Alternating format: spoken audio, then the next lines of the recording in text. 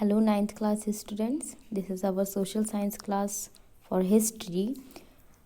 We are starting chapter 1, the French Revolution. Okay. French revolution France आप जानते होगे, आपने अगर देखा होगा मैप में तो फ्रांस हमारा जो है वो यूरोप कॉन्टिनेंट में आता है। ठीक है, तो इस जगह में क्या हुआ, जो हिस्ट्री थी उसमें एक रिवॉल्यूशन के बारे में बताया है, French revolution. From monarchy to a democratic country एक चीज़ कैसे बदलती है ना। हमने देखा है कि कोई भी मोनार्ची, यानी कि मोनार्ची मतलब आप लोग अगर जानते हो मोनार्ची मतलब क्या होता है कि जब राजा या रानी का शासन रहता है या फिर उनका एडमिनिस्ट्रेशन रहता है, तो मोनार्चियल सिस्टम से एक एडमिनिस्ट्रेटिव डेमोक्रेटिक एडमिनिस्ट्रेशन लेके आने के लिए इस कंट्री में क्या हुआ और ऐसा क्यों हुआ कि ये मोनार्चियल सिस्टम इनको अच्छा नहीं लगा, उनको डेमोक्रेटिकली ही वर्क करना। वैसे डेमोक्रेसी एक बहुत अच्छी चीज़ है, लोकतांत्रिक देश होना एक बहुत ही बेटर चीज़ है, बट मोनार्ची से डेमोक्रेसी में आना एक बहुत बड़ा चैलेंज होता है। तो ये चीज़ कब हुई, कैसे हुई, तो इस चीज़ के बारे में हमको इस रिवॉल्यूशन के बारे में रिवॉल्यूशन से बताया गया है। सो दिस फ्रेंच रिवॉल्यूशन हम इसमें पार्ट 1 को कंप्लीट करेंगे, दैन फिर हम अगले सेशन में पार्ट 2 को कवर अप करेंगे। इस सेशन में हम 1789 से 1791 तक का पढ़ने वाले हैं। ओके, सो स्टार्ट करते हैं। ऑन मॉर्निंग 14 जुलाई 1789, 14 जुलाई 1789 ये जो दिन था, इस दिन की सुबह जो पेरिस सिटी थी वहाँ पे एक अलार्म लगा दी गई। क्यों? लोगों को ये चीज़ बोली गई कि मतलब जो किंग था उसने कमांड कर दिया था ट्रूप को कि जो कंट्री साइड है वहाँ पे जाके अटैक करना है। मतलब लोगों को ये चीज़ लगने लगी थी र्यूमर्स के कारण कि जो किंग है वो हमारे ऊपर अटैक करने वाला है, क्योंकि हम उसकी चीज़ों को कुछ को मान नहीं रहे हैं। ठीक है, किंग अटैक करने वाला है, इस वजह से 7,000 से भी ज़्यादा जो मैन और वुमेन्स थी वो सब इकट्ठे हो गए थे उस हॉल के सामने। ये जो हॉल दिख रहा है आपको, इसके सामने इकट्ठे हो गए थे और उन्होंने पूरी तरीके से हावी हो गए थे, डोमिनेट हो गए थे उस पूरी ट्रूप के ऊपर, है ना। मतलब उन्होंने मार्चिंग करना, ये जो पीपल्स थे, जो कॉमन लोग थे, उन्होंने मार्च करना शुरू कर दिया था। उन्होंने बीच बीच जगह से जहाँ पे उनको जगह मिल रही थी वहाँ से अंदर जाके वहाँ पे मतलब चीज़ों को ख़राब करना शुरू कर दिया था। उन्होंने बेस्टाइल डिस्ट्रॉय कर दिया था। बेस्टाइल एक ऐसी चीज़ होती थी जो शो करती थी कि यहाँ पे ये जो राजा है ये इसके लिए मतलब एक आइडियल चीज़ बोला जाए तो, कि राजा जो है ये इसका ओके। तो ये जितने भी ट्रूप्स के ऊपर जितनी भी चीज़ें हुई और जितना भी लोगों ने ये सब चीज़ों के अगेंस्ट एक रिवॉल्यूशन किया, तो ये सब चीज़ें क्यों हुई, इन चीज़ मतलब इसके पीछे कारण क्या था, है ना। वाई डिड दिस हैपन, इस चीज़ों को फाइंड आउट करने के लिए हम देखते हैं कि आखिर में हुआ क्या, कि इतना बड़ा रियॉट, इतना बड़ा कियोट मतलब सामने आ गया कि जिससे लोगों के बीच में और किंग था उसके बीच में इतना ज़्यादा अपोजिशन हो गया। ठीक है, तो इस चीज़ के बारे में देखेंगे कि ये क्यों हुआ, है ना। सो एक हमारे जो फ्रांस है, फ्रांस देखो, अगर हमने यहाँ पे ये यूरोप है, यूरोप में फ्रांस हमारा यहाँ आता है। ठीक है, तो यूरोप हमारा कॉन्टिनेंट है, उसमें फ्रांस हमारा ये है। अब एक चीज़ बताई गई कि जो किंग था उस समय, है ना, यानी कि जो फ्रांस था उसमें एक नया किंग जो था वो अपॉइंट किया गया। 1774 की बात है ये, 1774 की बात है। ठीक है, 1774 में लुइस 16 जो था बर्बन फैमिली का, उसको एज अ किंग उस थ्रोन में बिठाया गया। किसकी थ्रोन में? पर्शिया की थ्रोन में, सॉरी फ्रांस की थ्रोन में। ठीक है, यानी कि फ्रांस की गद्दी में उस किंग को बैठाया गया। वो 20 साल का बस था। उसकी जो शादी थी वो ऑस्ट्रियन के प्रिंसेस एंटोनिएट से हो गई थी। ठीक है, मतलब शादी जब हुई और उसको जब एक थ्रोन मिली, राजगद्दी मिल गई। तो जब उसने सारी चीज़ों का सर्वे किया तो उसने ये देखा कि जो ट्रेजरी है वो पूरी तरीके से खाली है ना। जो एक तरीके से उनके पास एक बहुत सारा पैसे रखने की जो ट्रेजरी होती है वो पूरी तरीके से क्या थी, खाली थी। अब वो खाली होने के कारण उसको क्या लगा कि खाली क्यों हुई, खाली इसी वजह से हुई क्योंकि जो फ्रांस था, है ना, फ्रांस के आसपास क्या था, जर्मनी, ठीक है, जर्मनी और जो ये ऑस्ट्रिया और उसके ऊपर का पोलैंड, ये वाला जो हिस्सा था इसको बोला जाता था,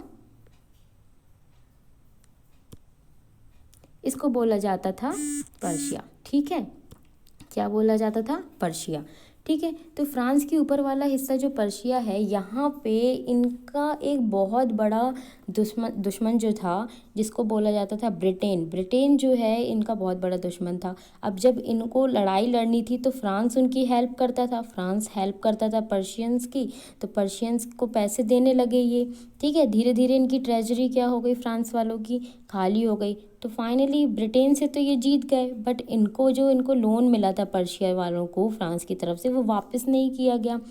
तो ये इनसे वापस लेने तो जा नहीं पाते, ठीक है। तो इन्होंने क्या किया, फ्रांस गवर्नमेंट ने एक काम किया कि क्यों ना हम टैक्सेस बढ़ा दें, ठीक है। अब वो टैक्सेस बढ़ाएंगे तो बढ़ाने के लिए उनको क्या करना पड़ेगा, अपने ही अंदर के जो लोग हैं उनके ऊपर टैक्स लगाएंगे। तो फ्रांस की जो गवर्नमेंट, मतलब गवर्नमेंट नहीं बोल सकते, मोनार्शियल सिस्टम जो था, उन्होंने डिसाइड किया कि हम टैक्सेस के रेट बढ़ा देंगे। अब ये टैक्सेस के रेट बढ़ाने में बहुत बड़ा चैलेंज था, जिसमें क्या बताया गया, जो फ्रांस था वो 3 स्टेट में डिवाइड था। किस में डिवाइड था, 3 स्टेट में डिवाइड था। जो पहला स्टेट था वो था क्लर्जीज का, ठीक है। क्लर्जीज जो थे, ये थे जो लोग चर्च वगैरह में डोनेट करते थे, है ना, मतलब बहुत पैसे वाले लोग थे जो ऐशो आराम से रहते थे, सिर्फ चर्च में डोनेट करते थे, ठीक है। दूसरे पार्ट में आते थे नोबल्स। नोबल्स वो लोग थे जो राजा के अंडर पे काम करते थे, है ना, राजगद्दी के आसपास काम कर रहे थे, और कुछ इंटेलिजेंट पर्सन्स भी थे, कुछ चर्च में काम कर रहे थे। तो ये दूसरे नंबर पे लोग आते थे, ठीक है। थर्ड स्टेट था उसमें थे कुछ बड़े बिजनेसमैन भी थे, कुछ लॉयर्स थे, कुछ पढ़े लिखे लोग थे, कुछ पीजेंट्स थे, कुछ आर्टिशंस थे, कुछ स्मॉल पीजेंट थे क्योंकि किसी के पास लैंड भी नहीं था, कुछ सर्वेंट थे, है ना, नोबल्स में। तो इस तरीके से स्टेट्स डिवाइड करे थे फ्रांस में कि फर्स्ट स्टेट में कौन आएगा, सेकंड स्टेट में कौन आएगा और थर्ड स्टेट में कौन आएगा। We have discuss this next to this slides, ठीक है। हम आगे और डिस्कस करेंगे इन चीज़ों को अगली स्लाइड्स में। तो ये जो 3 स्टेट्स थे इनको डिवाइड करा गया फ्रांस ने अपने पूरे एरिया को, ठीक है। अब ये जो तीनों स्टेट थे, इन तीनों स्टेट में जो फर्स्ट और सेकंड स्टेट वाले थे उनको टैक्स बिल्कुल नहीं देना पड़ता था। टैक्स सिर्फ किसको देना पड़ता था, द थर्ड स्टेट पीपल, ठीक है। जो थर्ड स्टेट वाले थे उनको सिर्फ टैक्स देना पड़ता था, और ये जो थर्ड स्टेट वाले थे ये पूरे फ्रांस के लिए टैक्स देते थे। मतलब इनकी स्ट्रेंथ तो बहुत ज़्यादा थी, बट ये ऐसे लोग थे जो इकोनॉमिकली बहुत बहुत वीक थे। जो क्लर्जीज थे, जो नोबल्स थे, उनके पास बहुत पैसा था, वो बहुत रिच थे, but the third state persons are very poor, ठीक है। तो इस वजह से क्या हुआ, जो थर्ड स्टेट वाले थे वो बहुत परेशान हो गए, बहुत फ्रस्ट्रेट हो गए, उनको लगा कि उनकी बातें भी नहीं मानी जा रही हैं। तो इस तरीके से क्या हुआ, यहाँ पे रिवॉल्यूशन चालू हो गया, लोगों को गुस्सा आने लगा, लाइन में खड़े रहना पड़ रहा था, ब्रेड के रेट बढ़ गए, हर चीज़ के रेट बढ़ा दिए गए, जो टैक्सेस थे उनके अलग अलग नाम के थ्रू उनको टैक्सेस लगा दिए गए। एग्रीकल्चर में 10% अगर कुछ भी निकल रहा है तो उसका 10% जो 10th पार्ट है वो नोबल्स को दो या फिर क्लर्जीज को दो, ठीक है, चर्च के काम के लिए दो, कुछ स्टेट को दो। तो इस तरीके से टैक्सेस सिर्फ किसके ऊपर लग रहे थे, थर्ड स्टेट वालों के लिए, ठीक है। जो थर्ड स्टेट वाला था वो बहुत परेशान हो गया था, तो इस वजह से क्या हुआ, रिवोल्ट चालू हुआ। समझ में आया क्यों रिवोल्ट चालू हुआ, तो जो लुइस 16 था वो बहुत ही मतलब उसको बोल सकते हैं कि वो कैसा पर्सन था। उसके पास ज़्यादा दिमाग नहीं था। वो ज़्यादातर जो अपने अंडर पे काम कर रहे नोबल्स हैं उनके ऊपर डिपेंडेंट था। उसको लगता था कि मतलब अगर वो ज़्यादा अच्छे से बताएंगे तो मतलब वो डिसीजन नहीं ले पाता था। ठीक है, तो नोबल्स ने क्या किया, जिनसे टैक्स लेना है उनसे टैक्स ले लो। उसने अपनी जनता के लिए कुछ नहीं किया। तो इस वजह से क्या हुआ, लोगों ने उसके अगेंस्ट रिवोल्ट छेड़ दिया। ठीक है, तो ये बहुत ही लॉन्ग प्रोसेस थी रिवोल्ट की, जो 1789 से 1815 तक इसका फर्स्ट फेज़ चला। ठीक है, 1789 से 1815 तक क्या चला इसका फर्स्ट फेज़, मतलब रिवॉल्यूशन हुआ, फिर लोगों ने बहुत रिवोल्ट्स वगैरह किए, है ना। मतलब एक तरीके से वॉयलेंटली बहुत सारी चीज़ें चलती रहीं। ठीक है, अब हमें इस चैप्टर में और क्या क्या पढ़ना है, कॉजेस, सोशल इकोनॉमिक और पॉलिटिकल कॉजेस क्या थे, है ना। सोशल तरीके से किस चीज़ों में प्रॉब्लम हो रही थी, इकोनॉमी मतलब कि चीज़ों का रेट बढ़ रहा था, कम हो रहा था। पॉलिटिकल, पॉलिटिकल क्या हो जाएगा कि किन के ऊपर सिर्फ टैक्स लगाया जा रहा था, किन के ऊपर टैक्स नहीं लगा रहे थे। ठीक है, किन को वोटिंग करने की परमिशन थी, किन को नहीं। तो ये सारी चीज़ें हमें पढ़ना है। जो इवेंट्स हैं उनको हमको समझना है कि 1789 से 1815 के बीच में क्या क्या हुआ, कब रिवोल्ट हुआ, कब असेंबली बनाई गई, मतलब हम जो आगे पढ़ने वाले हैं मैं वो बता रही। ठीक है, नाउ द कॉन्सिक्वेंसेस, तो हमें ये सारी चीज़ें अभी इस पार्ट में पढ़नी है। तो हमें ये मालूम चल गया कि रिवॉल्यूशन क्यों हुआ, फ्रेंच रिवॉल्यूशन हुआ क्यों। ठीक है, तो जो थर्ड, इसका बैकग्राउंड हमने आपको बता दिया। थर्ड स्टेट सिस्टम जो था, 3 स्टेट का सिस्टम जो था, उसके कारण रिवॉल्यूशन हुआ। ठीक है, ये फ्रेंच रिवॉल्यूशन के कॉजेज़ हैं। ठीक है, जो थर्ड 3 स्टेट सिस्टम जो था फ्रांस में, 3 स्टेट सिस्टम जो था उसके कारण रिवॉल्यूशन हुआ, क्योंकि सारी चीज़ें किसके ऊपर लगाया हो रही थी, पूरा का पूरा थर्ड स्टेट के ऊपर। तो ये 3 स्टेट सिस्टम जो था, 3 स्टेट सिस्टम, ये बहुत ख़तरनाक चीज़ थी। फिर लुइस 16 जो था, किंग लुइस 16 बेकार राजा था। ठीक है, इसको बिल्कुल नहीं समझ में आता था कि कौन सी चीज़ अच्छी है कौन सी बुरी। वो पूरी तरीके से किस पे डिपेंडेंट था, नोबल्स के ऊपर। जो सेकंड स्टेट वाले नोबल्स थे जो उसके लिए काम करते थे, सिर्फ उन पे डिपेंडेंट था ये, उनसे पूछ पूछ के ये सारे काम करता था। Now the growing middle class, middle class जो थी वो ग्रो हो रही थी। मतलब कि जो मिडिल क्लास है, बोला जाए तो थर्ड स्टेट के जो ऐसे लोग थे जो बिजनेसमैन भी थे, मर्चेंट थे, पढ़े लिखे थे, तो ये क्या कर रहे थे, अपने आप को ग्रो कर रहे थे। मतलब ये अपने आप को जब इन्होंने पढ़ा लिया अच्छे से, इन्होंने अपनी सारी चीज़ों को समझ लिया, इन्होंने ये देखा कि कंट्रीज़ में अगर डेमोक्रेसी रहेगी तो अच्छा रहेगा, तो इस वजह से इन्होंने लोगों के सामने ऐसी चीज़ें रखी, ऐसी बातें रखी जिससे लोगों के अंदर लगा कि हाँ नहीं, ये हमारे लिए जो सही है वो नहीं हो रहा है। तो इस वजह से जो मिडिल क्लास के लोग थे ये ग्रो हुए, तो रिवॉल्यूशन छिड़ा। तो ये अच्छी चीज़ थी जिसकी वजह से रिवॉल्यूशन हुआ। बाकी ये जो 2 चीज़ थी इनको बंद करना था। ठीक है, नाउ 3 स्टेट सिस्टम हम आपको बहुत अच्छे से क्लियर करते हैं। जो फर्स्ट स्टेट में कौन थे, सेकंड स्टेट में कौन थे और थर्ड स्टेट में कौन थे। तो जो फर्स्ट और सेकंड स्टेट वाले थे और जो थर्ड स्टेट वाले थे, थर्ड स्टेट वालों को टैक्सेस देना पड़ते थे, बट जो फर्स्ट और सेकंड स्टेट वाले थे उनको बिल्कुल भी टैक्सेस नहीं देना पड़ते थे। ठीक है, वो कभी भी टैक्सेस नहीं देते थे। ठीक है, तो जो एक और चीज़, जो फर्स्ट और सेकंड स्टेट वाले थे उनको कुछ बर्थ से ही प्रिविलेजेस मिले थे, मतलब बर्थ से ही उनको बहुत सारी खासियत वाली चीज़ें मिल गई थी। बट थर्ड स्टेट के साथ ऐसा नहीं था, वो उनको बहुत स्ट्रगल करना पड़ता था चीज़ों के लिए पहुंचने के लिए, और फिर भी वो ऊपर तक नहीं आ पाते थे। ठीक है, क्योंकि आफ्टर ऑल इतना टैक्स देने के बाद उनके पास कुछ बचता ही नहीं था। ठीक है, now the first state, first state में कौन थे, क्लर्जीज। क्लर्जीज वो थे पॉप्स, बिशप्स, प्रीस्ट। ये बहुत अमीर थे क्योंकि चर्च से जो आता था वो उन्हीं को मिलता था। तो पॉप्स, बिशप्स और प्रीस्ट ये लोग थे। ये बहुत ही मतलब बहुत अच्छे तरीके से रहते थे, इनके ऊपर कोई डाउट भी नहीं करता था, इनको पैसा भी अच्छा मिलता था। ये सिर्फ चर्च जाते थे और आते थे, है ना, धर्म रिलीजन्स वगैरह के काम करते थे। तो फर्स्ट स्टेट में ये रहते थे। इनको प्रिविलेजेस मिले थे बाय बर्थ, मतलब अगर ये इन्होंने बर्थ लिया है एक प्रीस्ट की फैमिली में तो ये प्रीस्ट ही बनेंगे। If they are getting birth in bishops family तो ये बिशप ही बनेंगे। ठीक है, मतलब उनको बाय बर्थ से ये प्रिविलेजेस मिल चुके थे। ठीक, now the doctrine of divine. Doctrine of divine का मतलब होता है कि कोई भी काम जो है वो अर्थ जितनी भी लोग हैं उनके थ्रू नहीं होगा, जो गॉड ने बोला है, जो गॉड की जितनी भी ऐसी चीज़ें हैं उनके थ्रू ये काम करेंगे, है ना, फ्रॉम द गॉड विल, है ना, विल ऑफ गॉड बोल सकते हैं। तो जितना भी सब्जेक्ट्स हैं इन ये किसको फॉलो करते थे, जो गॉड ने बोले हैं, है ना। और ये जो चीज़ें हैं ये तो उन्हीं ने बना ली थी। तो इस हिसाब से क्या हुआ, ये अपनी ही शर्तों पे जीते थे, है ना, विल ऑफ गॉड को बोल के ये अपनी ही चीज़ों में रहते थे। ठीक, ये कभी भी टैक्स नहीं देते थे। टैथिस का जितना पैसा आता था, टैथिस क्या है, एक तरीके से टैक्स है जो जितना भी थर्ड स्टेट वाले थे वो लाके देते थे इनको।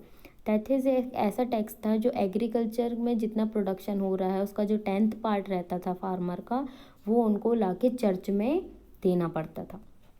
ठीक है, तो एग्रीकल्चर का 10th पार्ट पूरा का पूरा उसने किस में दे दिया, टैथिस में। Tethys is the tax given by farmers, क्या दिया जाता था, और from the 1/10 part of their agriculture production. ठीक है, तो फर्स्ट स्टेट वालों के पास ये सारे प्रिविलेजेस थे। ये कौन थे, और इनकी पॉपुलेशन कितनी थी पूरी कंट्री में, दे आर लेस देन 1%। ठीक है, ये 1% से भी कम थी इनकी population, but they are holding 15% of resources.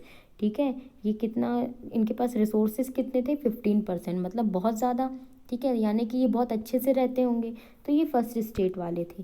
Now the second state में रहते थे नोबल्स। ठीक है, नोबल्स वो जो टॉप ऑफिशियल्स थे गवर्नमेंट के, क्योंकि ये मोनार्ची में काम जो अपने किंग थे उनके अंडर पे काम कर रहे थे। ठीक है, ये इनको भी प्रिविलेज्ड बाय बर्थ थे। अगर ये उसी फैमिली में पैदा होते हैं तो ये डायरेक्ट कोर्ट में ही चले जाएंगे, किंग के कोर्ट में ही काम करेंगे, पूरे किंगडम को संभालेंगे। ठीक है, they are called as blue blood. अब यहाँ पे डॉक्ट्रिन ऑफ डिवाइन की पॉलिसी, तो यहाँ पे ब्लू ब्लड क्यों, क्योंकि ये गवर्नमेंट के अंदर के अधिकारी थे। प्रिविलेजेस बाय बर्थ, है ना, बोला हमने, इनको बर्थ से ही प्रिविलेज मिला गया तो करता था। They they doesn't give any tax, है ना, ये भी कोई टैक्स नहीं देते थे। और ये किंग के बहुत क्लोज थे, है ना, मतलब बहुत करीबी थे, जिनके ऊपर किंग की हमेशा मेहरबानी बनी रहती है, कह सकते हैं, है ना। Now the third state peoples, ये कुछ मर्चेंट्स थे, कुछ लॉयर्स थे, कुछ बिजनेसमैन थे, है ना। फिर उसके नीचे आते हैं तो कुछ पीजेंट आर्टिशंस थे, फिर और लोअर स्मॉल पीजेंट, और कुछ ऐसे थे जो लैंडलेस लेबर्स थे। ठीक है, तो इनको कोई भी, ये जो सभी थे इनको कोई भी प्रिविलेजेस नहीं मिले थे फ्रॉम बर्थ। ठीक है, इनको टैक्सेस पे करने थे। ठीक है, सारा जो वॉर का बर्डन आता था वो इनके ऊपर ही आता था। ठीक है, अगर वॉर में बहुत बड़ा नुकसान हुआ है तो लोगों से ज़्यादा टैक्स ले लिया जाता था। वॉर में ज़्यादा नुकसान हुआ है, बहुत सारी चीज़ें ख़त्म हो गई हैं, तो पूरी भरपाई थर्ड स्टेट वाले करेंगे। ठीक है, गवर्नेंस और लग्जरीज जो थी फर्स्ट और सेकंड स्टेट की, वो भी इनके सारे बर्डन किसके ऊपर आते थे, थर्ड स्टेट वालों के ऊपर।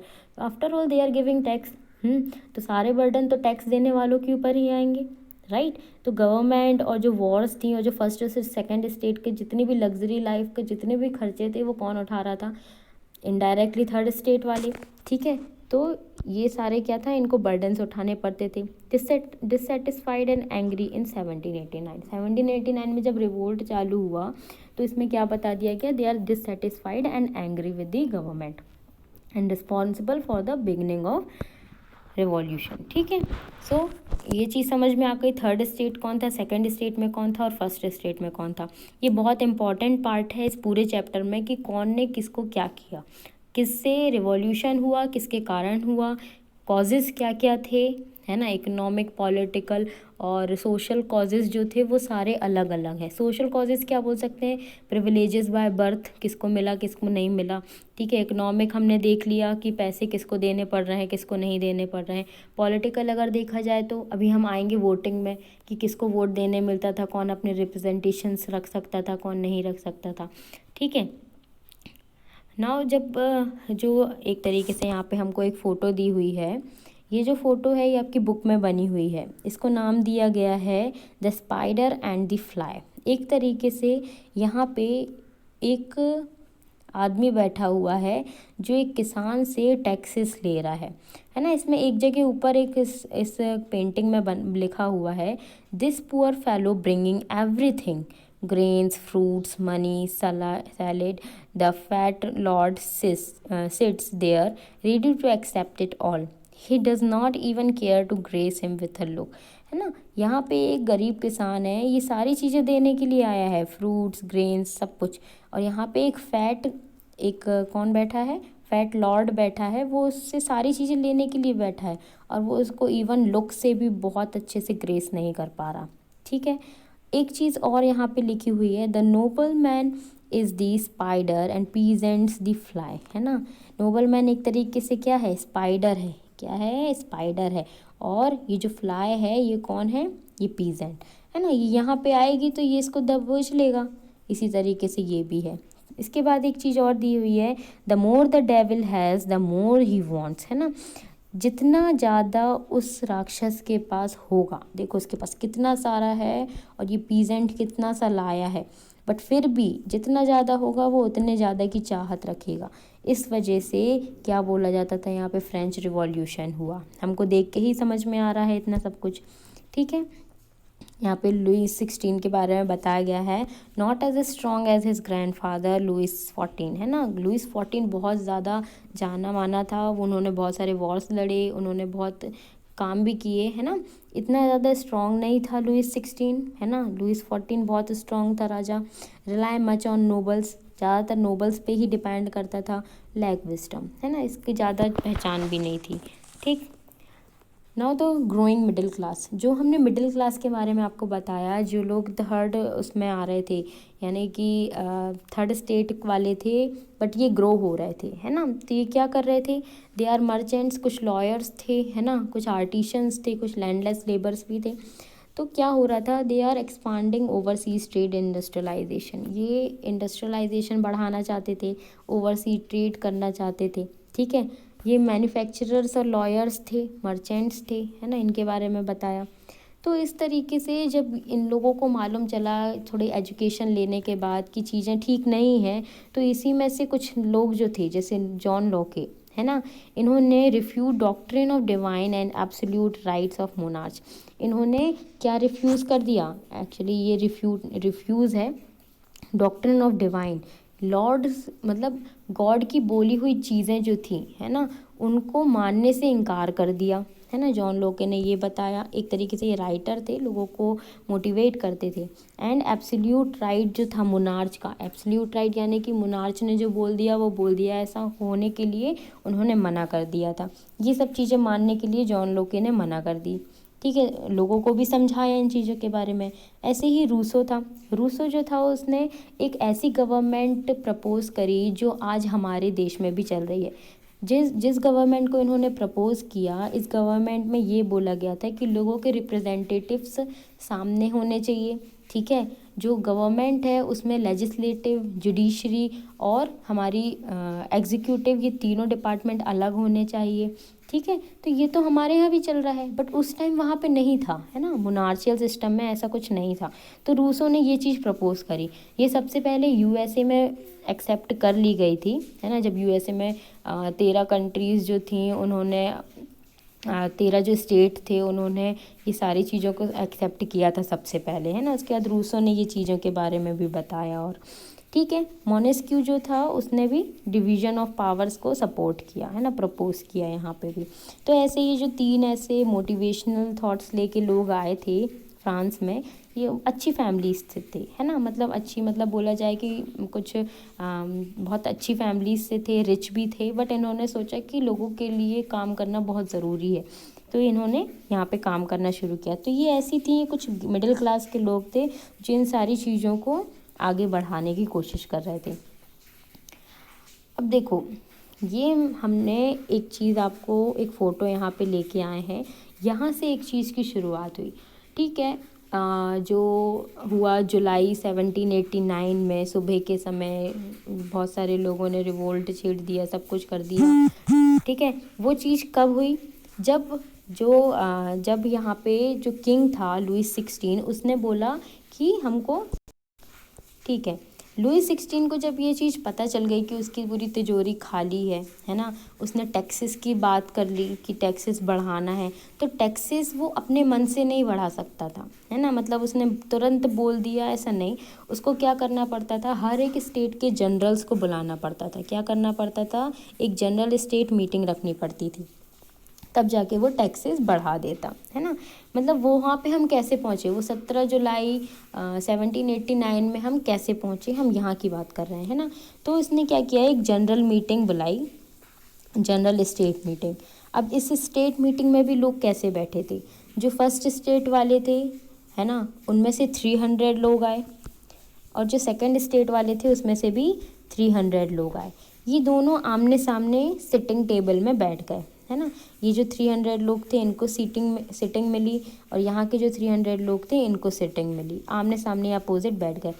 बट जो थर्ड स्टेट वाले थे, थर्ड स्टेट से आए थे 600 लोग आए थे, और उनको कहाँ मिली थी जगह, एकदम पीछे खड़े होने की, है ना। तो लेफ्ट और राइट के सामने आमने सामने फेस करके फर्स्ट और सेकंड साइड वाले बैठ गए, और पीछे किसको खड़ा कर दिया, थर्ड स्टेट वालों को, जो 600 पीपल्स थे, और इसमें सब खड़े थे। और ये ऐसे लोग थे जो लोगों ने अपने खुद से चुने थे, और बहुत अच्छी फैमिली से थे, बिजनेसमैन थे, एजुकेटेड थे, ये ऐसे लोग थे 600 में, ठीक है। अब ये जो 600 लोग हैं, इनमें से भी कुछ लोगों को जो असेंबली रहती थी उसमें आने नहीं मिलता था, ठीक है। ये जो मीटिंग असेंबली थी इसमें किस लोगों को नहीं मिलता था, वुमेंस को, आर्टिशंस को, इन लोगों को आने नहीं मिलता था, ठीक है। तो जब ये इन लोगों की मीटिंग हुई तो ये 600 लोग पीछे थे, 300 सामने थे, और यहाँ पे इसी में अपन को समझ में आ रहा है कि क्या पॉलिटिकल इशू रहा होगा। ये जो इनइक्वालिटी है ये यहाँ पे ऑलरेडी ही चल रही थी, ठीक है। तो जो लुइस 14 था, उसने लुइस 16 जो था उसने बोला कि हमको टैक्सेस बढ़ाना है, ठीक है। तो इसके लिए सबको वोट करना पड़ेगा, और वोटिंग की भी क्या प्रॉब्लम थी, वोटिंग करने में भी बहुत बड़ी प्रॉब्लम थी, that these 300 people has single voting system, मतलब एक एक वोट तो सब दे सकते हैं, बट इनका एक वोट एक के बराबर था, ठीक है। सेकंड स्टेट वालों का भी एक वोट एक के बराबर था, बट थर्ड स्टेट वालों के पास ऐसा नहीं था। क्या था, जब वोटिंग होती थी तो फर्स्ट स्टेट वाले 300 लोग थे, इनके रिप्रेजेंटेटिव्स जो थे वो सिंगल वोट ले सकते थे, ठीक है, मतलब हर एक को एक वोट मिलता था। सेकंड स्टेट वाले भी 300 थे, ठीक है, उनको सिंगल को एक वोट मिलता था।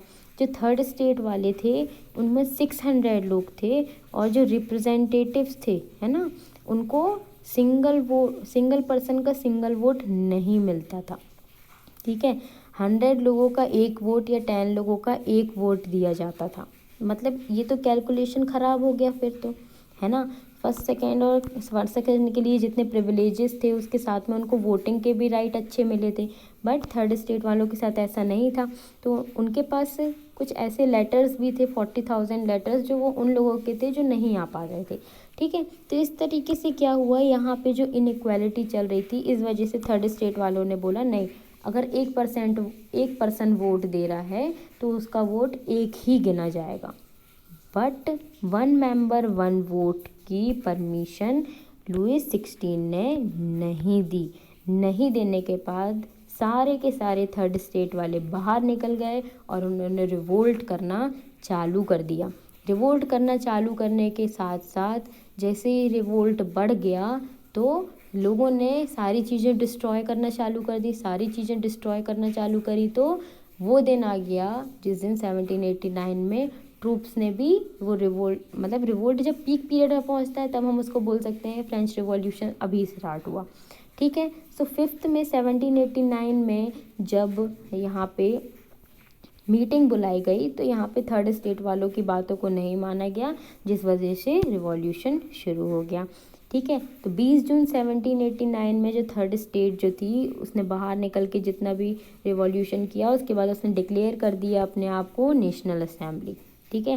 नेशनल असेंबली डिक्लेयर करने के बाद third state assemble in ground of Versailles, Versailles के ग्राउंड में इकट्ठे हुए, है ना। यहाँ का जो एक कोर्ट था, ये लोग यहाँ पे प्लेग्राउंड जो था वहाँ पे इकट्ठे हुए, उन्होंने डिक्लेयर किया एज अ नेशनल असेंबली अपने आप को, ठीक है।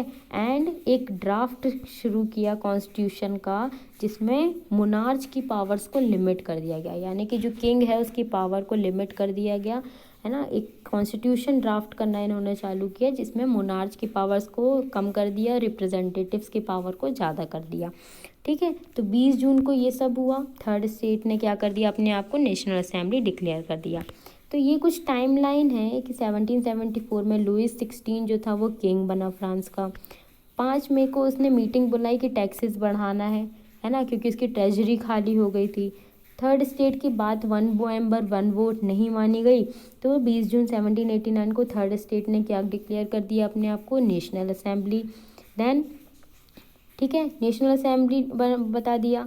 बट क्या हुआ, 14 जुलाई 1789 में बेस्टाइल डिस्ट्रॉय कर दिया गया, जो अभी हमने आपको बताया कि जहाँ पे रिवॉल्यूशन चालू हुआ था 14 जुलाई 1789 को, ये पीक पीरियड था। ठीक है, नाउ 4 अगस्त 1789 को फ्यूडल सिस्टम अबॉलिश कर दिया। अब जब इन्होंने अपनी नेशनल असेंबली अगर डिक्लेयर कर दिया है, तो ये फ्यूडल सिस्टम को भी नहीं मानेंगे। फ्यूडल सिस्टम एक ऐसा सिस्टम था जिसमें ज़मींदार को अपनी चीज़ों को देना पड़ता था, है ना। ज़मींदारी सिस्टम जो एक तरीके से बोल सकते हैं, ये सिस्टम में फ्यूडल सिस्टम जो है ये आता है।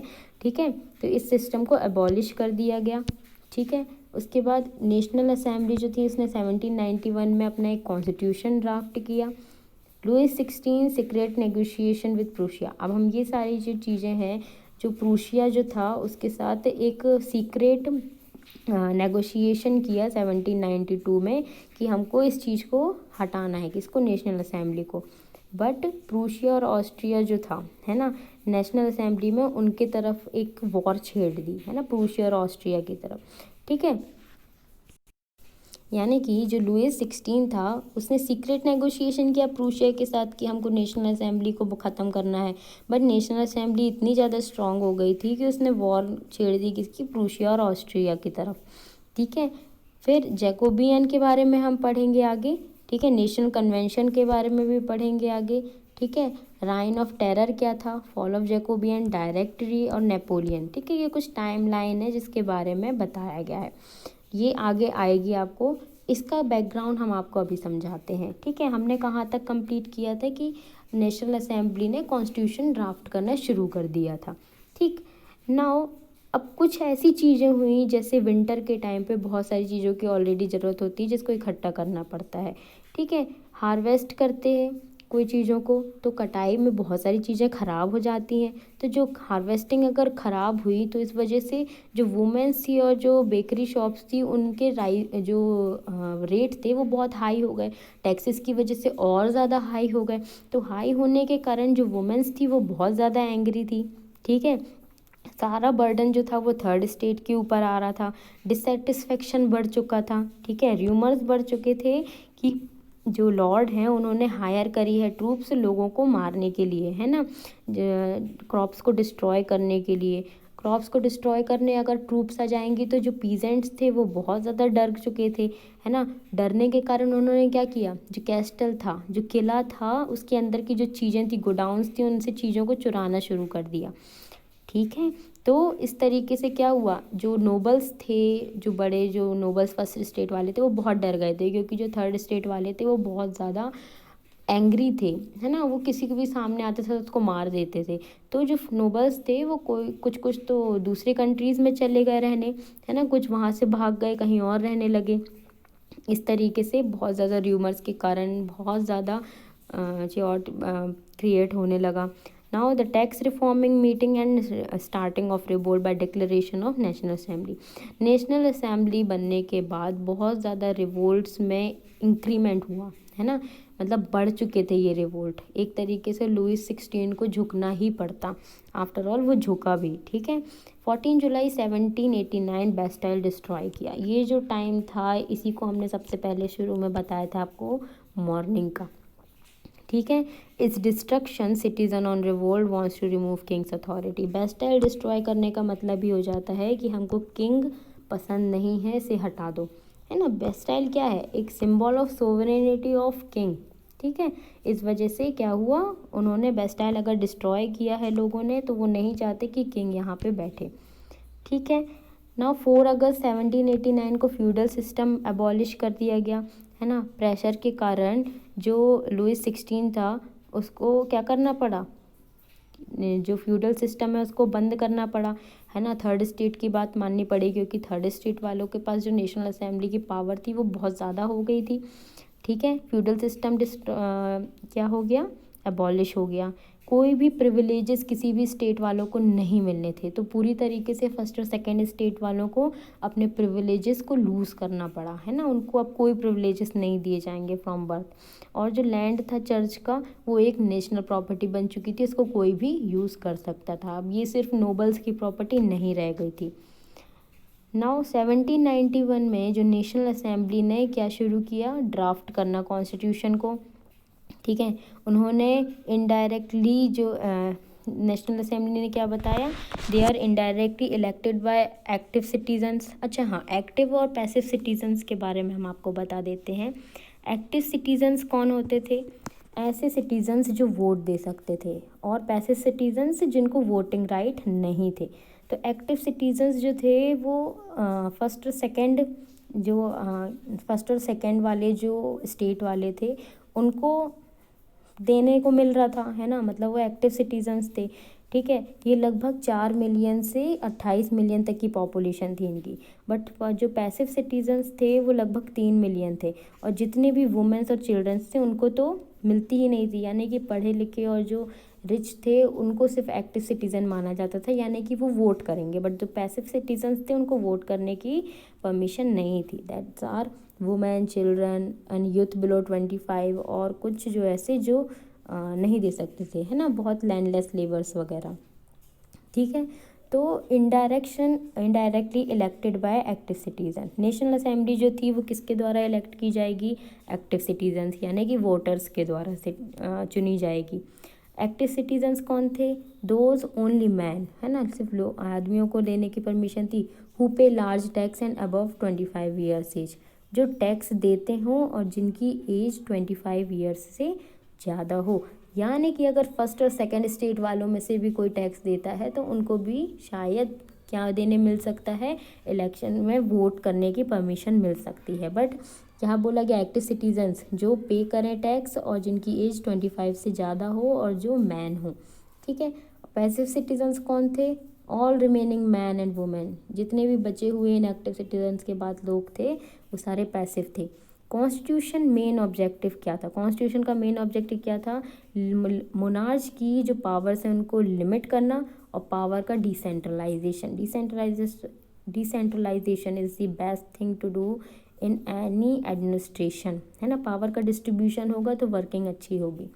अदर प्रोविज़न, और कौन से प्रोविज़न दिए गए थे नेशनल असेंबली के कॉन्स्टिट्यूशन में, that right to life, freedom of speech, equality before law, है ना, कानून के सामने समानता, है ना, इक्वालिटी बिफोर लॉ, लाइफ का राइट होना, मतलब कि आपकी ज़िंदगी का आपको राइट है, फ्रीडम ऑफ स्पीच, बोलने की स्वतंत्रता, ये सारी चीज़ों की फ्रीडम दी गई, ठीक है। तो ये जो तीनों चीज़ें रूसो ने बताई थी कि एग्जीक्यूटिव, जुडिशरी और लेजिस्लेचर अलग अलग होना चाहिए, यहाँ पे डिवाइड हो गई नेशनल असेंबली के थ्रू। तो जुडिशरी जो थी वो जज के पास थी, जिसको वोट करके ही जज को बैठाया जाता था। जो एग्जीक्यूटिव थी वो किंग थे और मिनिस्टर्स थे, है ना। तो जो किंग था उसको भी नेशनल असेंबली से पूछना पड़ता था क्योंकि इसमें 745 मेंबर्स थे, और ये सारे लोग कंट्रोल करते थे किंग को कि किंग कौन सी चीज़ों में साइन कर रहा है, जैसे हमारा प्रेसिडेंट, ठीक है। और लोकसभा और राज्यसभा इन चीज़ों को मैनेज करती है, ठीक है। और जो मिनिस्टर्स थे वो भी कहाँ से थे, नेशनल असेंबली से थे। नाउ इलेक्टर्स जो थे वो 50,000 मैन थे, ठीक है। ये जो इलेक्टर्स थे इन्होंने किसको इलेक्ट किया, नेशनल असेंबली। नेशनल असेंबली से मिनिस्टर्स भी निकल के आए, ये इनको भी कंट्रोल कर रही है और किंग को भी कंट्रोल कर रही है, ठीक है। और जो एक्टिव सिटीजन से उन्होंने जज को भी अपॉइंट कर लिया। So this is the best thing, ये आपको बहुत अच्छी लगेगी, इसको आप बना भी सकते हैं, ठीक है। Okay, now the further events, consequences and questions will be completed in the second part. Thank you so much.